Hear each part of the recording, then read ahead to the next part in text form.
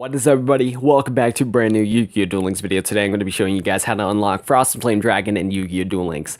This card is going to be really annoying to get because it is only available for a limited time and you have to do it against a roaming duelist. So, Frost and Flame Dragon is an ultra rare card from Mokuba Kaiba, and Mokuba Kaiba is a limited time event. He's only going to be here on August 22nd through August 28th. So if you check the date on this video and you're not playing the game at that time, currently there's no other way to get Frost and Flame Dragon. I'll probably, if I remember, I'll make a future video if they change how to unlock Frost and Flame Dragon in Duel Links, but currently the only way to do it is to farm against Mokuba Kaiba, which is terrible because Mokuba Kaiba is a roaming duelist, and in Duel Links he's going to pop up whenever he feels like it, and you have to farm against him, so there's a small chance you're going to get Frost and Flame Dragon.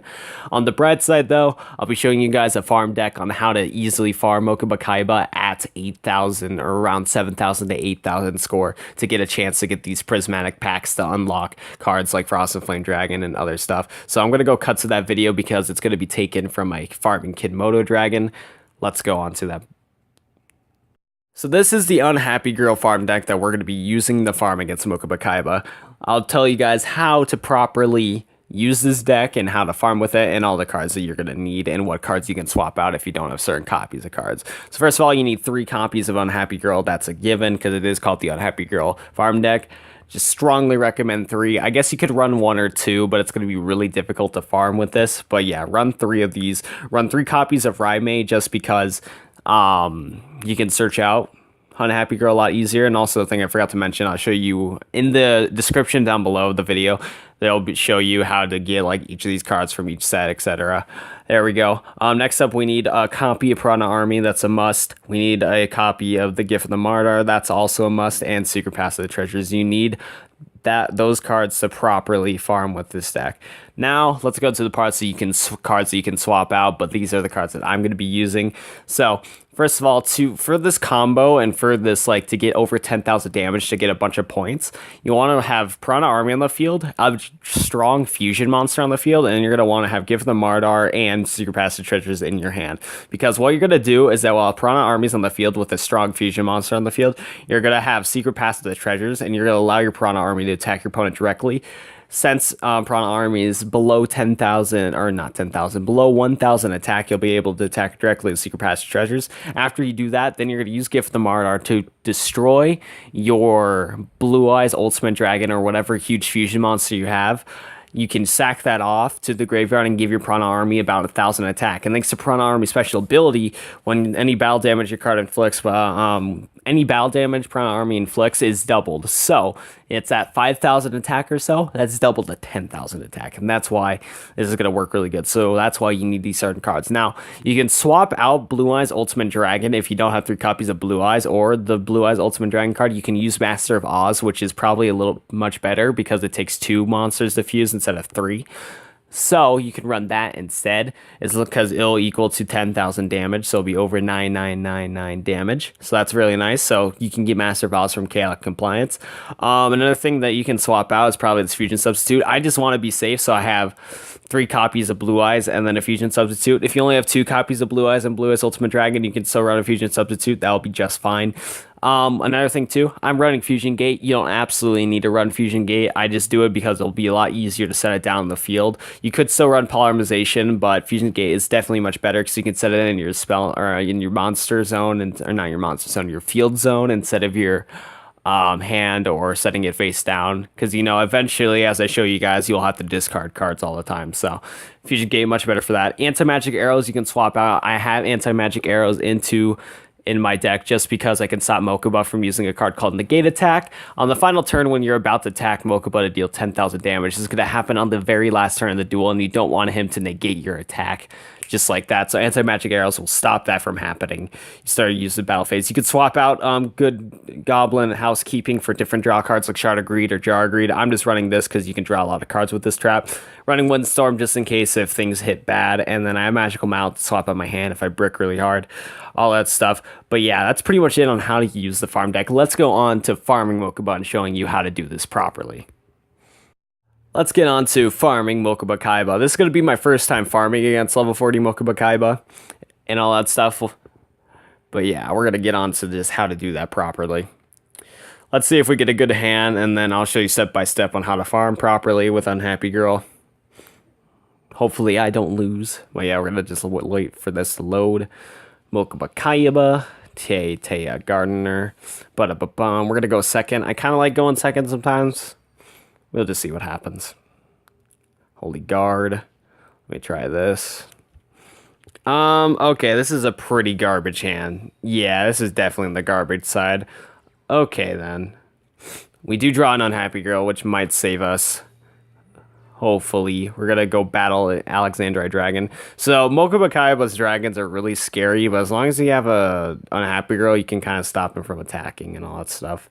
Okay, he's gonna tribute it off, but he's not gonna attack just yet because he doesn't want to lock down Unhappy Girl or get locked down by Unhappy Girl. We're gonna set down good Goblin's Housekeeping so he can draw some cards.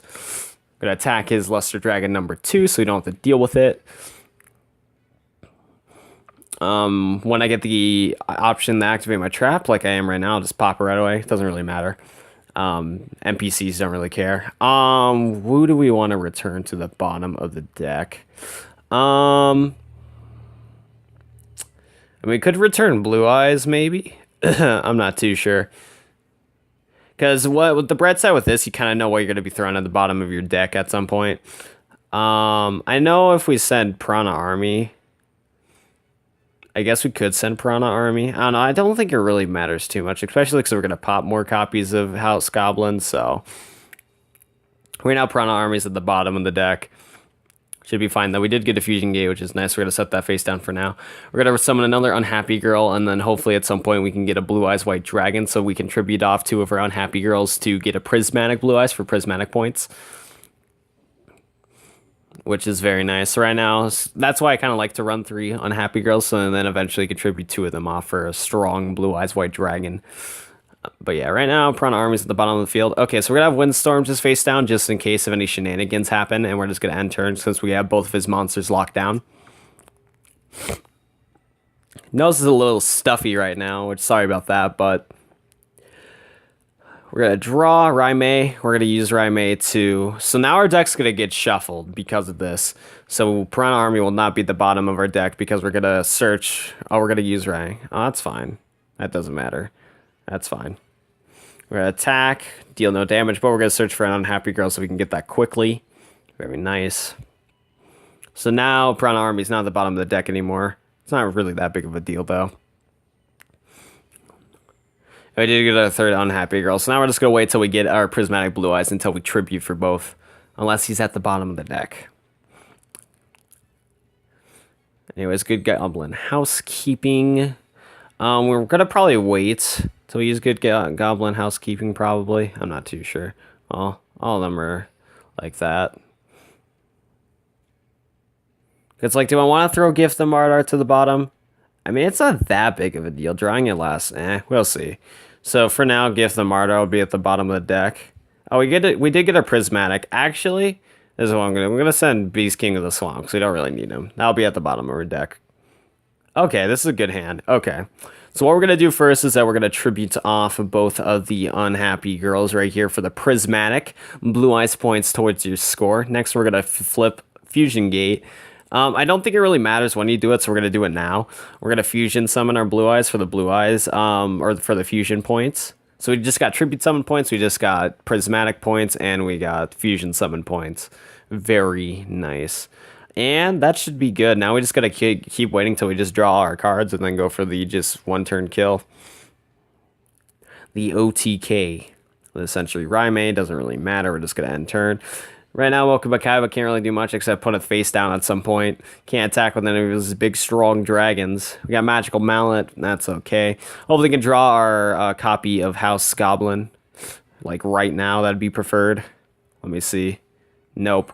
Because I think how House Goblin works, draw cards equal to it +1. So yeah, once we draw, we'll draw 3 right away. So it looks like we're not going to use Housekeeping if we draw next turn then. Because then we'll brick. So no more using Housekeeping, which sucks. We're just got to wait these last 4 turns and just discard cards. Yeah. We're just going to keep going by. And if we can't get the cards that we need, we can just Magical Mallet. We should be good. Good Goblin Housekeeping. Sadly, I don't need you anymore. Discard Rai-Mei. So now all we need is just magic arrows and we Gucci. Yep, magic arrows. Gonna discard our other Rai-Mei because we don't need it. And then this turn, we're gonna go for the final kill. So this is how you're gonna get your 10,000 points. You're gonna draw your last card. So you get the points for having cards in the brink. Then you're gonna summon Piranha Army. You're gonna play Secret Pass as the treasures to allow your Piranha Army to attack directly. Running out of breath. And next you're going to play Gift of the Martyr, so you can destroy your blue eyes to give the attack to your Piranha Army. Next up, when you are going to switch your main to your battle phase, the game's going to ask you, do you want to activate anti-magic arrows? You're going to say yes, so Mokuba can't activate any of his traps in the back. And you're just going to go for that nice 10,000 attack. Now let's see if we can get any spicy rewards from your boy Mokuba Kaiba. Let's see. But yeah, that's how you properly would want to farm. Look at all that. Look at all this score. Look at all this score. 8,000 score right here. Look at that right there. So this deck, if you do it perfectly, can get a spicy 8,000 score. If you guys enjoyed this Yu-Gi-Oh! Duel Links video on how to get any of these cards in the game or how to farm and all that good stuff, be sure to leave a like on the video and subscribe to the channel for more Yu-Gi-Oh! Duel Links content. That's going to be it, guys. Peace, peace.